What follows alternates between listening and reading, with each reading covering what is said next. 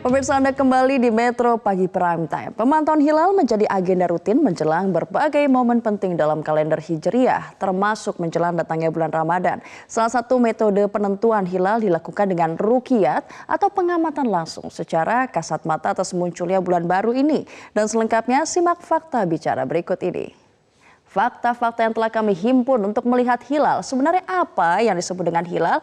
Hilal bulan sabit muda pertama yang menandai masuknya bulan baru di kalender Hijriah. Nah, bulan sabit muda pertama yang dapat dilihat yang menandai masuknya bulan baru pada sistem kalender Hijriah ini disebut juga dengan kadang-kadang disebut orang kalender Komariah. Nah, kita lihat fakta yang kedua. Fakta yang kedua yakni bagaimana cara melihat hilal. Sebenarnya ada dua cara, hisab dan juga ruqyat. Nah, ruqyat hilal itu disebutkan sebagai aktivitas mengamati hilal atau bulan baru dengan mata telanjang atau dengan alat bantu optik. Nah, hisab sendiri merupakan metode penghitungan matematik astronomi untuk melihat posisi matahari dan bulan terhadap bumi. Fakta selanjutnya kita simak pemirsa. Kapan sebenarnya waktu ruqyat? Nah, waktu ruqyat ini dilakukan pada tanggal 29 kalender Hijriah. Dilakukan biasanya maghrib atau sore hari setelah matahari terbenam. Nah, intensitas cahaya hilal sangat tipis, hanya tampak setelah matahari terbenam atau maghrib. Itulah mengapa memang selalu dilakukan sore hari setelah matahari terbenam. Jika hilal terlihat, maka pada petang atau maghrib waktu setempat telah memasuki bulan baru Hijriah. Nah, kalau tidak terlihat, maka awal bulan ditetapkan mulai maghrib di hari berikutnya. Fakta terakhir yang akan kita paparkan kali ini adalah perbedaan penentuan hilal. Memang ada beberapa pendapat mengenai penentuan hilal ini pemirsa. Pendapat yang pertama adalah yang menganggap ketinggian di atas 0 derajat meskipun hanya 0,1 derajat sudah wujudul hilal atau muncul bulan baru. Dan ada juga yang berpendapat bahwa bulan baru bisa dilihat jika minimal memiliki ketinggian 2 derajat atau lebih. Dan pemirsa, bagaimana pembahasan mengenai penentuan hilal ini? Langsung saja kita akan temui rekan Kevin Egan yang membahasnya lebih lanjut. Silahkan Egan. Baik, terima kasih atas informasinya Ajeng Kamarati dalam Fakta Bicara. Pemirsa, untuk menentukan awal Ramadan 1440 Hijriah pada hari Minggu esok, pemerintah kembali akan menggelar sidang isbat berdasarkan hasil pengamatan hilal di berbagai lokasi di Indonesia.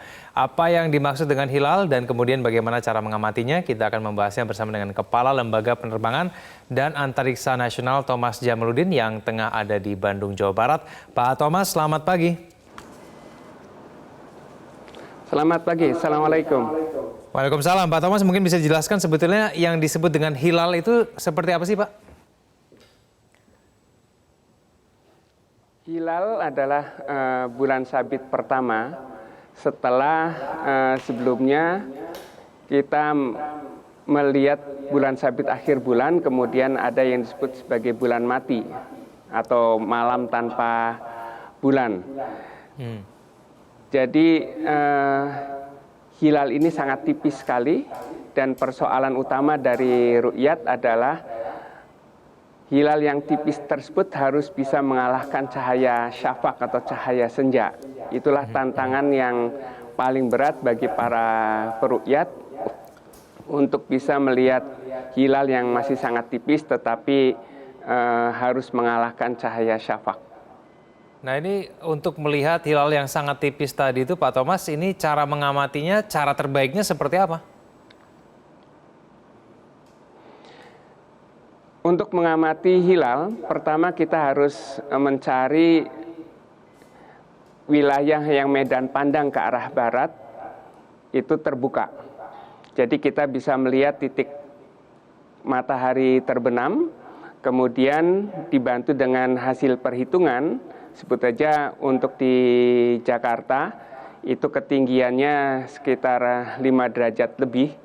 Maka kemudian kita mengarahkan arah pandang kita, atau kalau kita menggunakan teleskop, kita arahkan pada arah yang sudah diperhitungkan.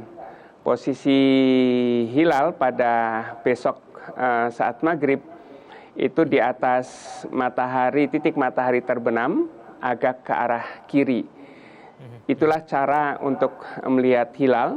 Dan untuk melihat hilal yang harus diperhitungkan adalah ketinggian dari hilal tersebut karena itu menentukan seberapa besar gangguan dari cahaya senja, kemudian jarak bulan dan matahari yang menentukan seberapa tebal hilal tersebut.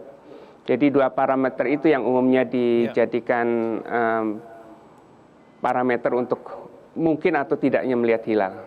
Ya, Pak Thomas, apakah ada alat-alat tertentu mungkin yang bisa digunakan, yang paling tidak bisa membantu untuk melihat hilal ini, dan kemudian apakah semua anggota masyarakat Indonesia bisa melihatnya? Secara umum, kemungkinan untuk bisa dilihat tentu saja semua orang bisa melihat, asal kita mengarahkan ke arah ufuk barat yang terbuka. Biasanya para peruqyat menggunakan alat bantu untuk bisa memfokuskan pada arah pandang posisi bulan. Itu biasanya menggunakan yang disebut sebagai gawang lokasi. Tetapi sekarang sudah banyak juga yang menggunakan alat bantu optik dan menggunakan teleskop atau menggunakan binokuler, sehingga cahaya hilal yang redup itu bisa diperkuat oleh teleskop tersebut. Tetapi memang problemnya cahaya senjanya pun itu juga diperkuat oleh teleskop. Jadi ini upaya kita untuk sebut saja meningkatkan kontras cahaya hilal dengan untuk sebut saja mengatasi cahaya senja. Baik, Pak Thomas, apakah ada lokasi-lokasi tertentu di Indonesia yang mungkin hilalnya lebih terlihat jelas dibandingkan dengan wilayah lain?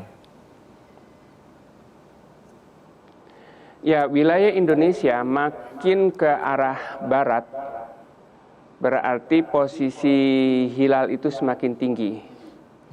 Di wilayah timur Indonesia, tinggi bulan nanti besok saat maghrib itu sekitar 4 derajat. Sedangkan di wilayah barat itu 5 derajat, bahkan hampir 6 derajat.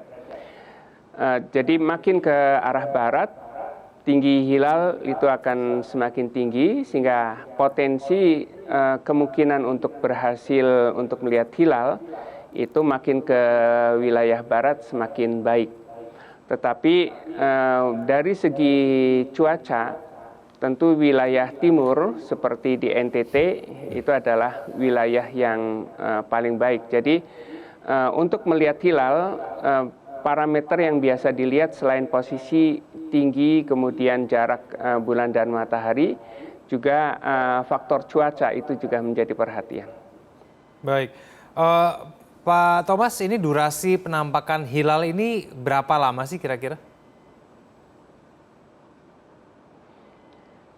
Untuk hilal nanti awal Ramadan ini diperkirakan sekitar 10 atau 15 menit bisa teramati. Jadi ini juga bagi para peruqyat itu kesempatan untuk melihat waktu yang relatif pendek itu mestinya dimanfaatkan, sehingga ketika kita melihat biasanya para peruqyat sudah mempunyai pedoman posisi hilal berdasarkan hasil perhitungan atau hisab. Pak Thomas, terakhir mungkin apa yang harus diperhatikan dari petugas pemantau hilal ini di seluruh Indonesia ketika nanti mereka akan memantau nih bagaimana penampakan hilal tersebut? Dua cara ruqyat yang biasa dilakukan itu dengan melihat langsung dengan menggunakan mata, baik tanpa alat ataupun dengan alat dengan teleskop. Dan yang cara kedua adalah direkam. Jadi direkam, kemudian dengan image processing, kontrasnya bisa ditingkatkan. Tentu saja karena posisi hilal ini saat ini sudah bisa diperhitungkan, arahkan teleskop itu pada arah yang benar, ke arah hilal tersebut, untuk bisa melihat atau merekam dari citra hilal itu sendiri.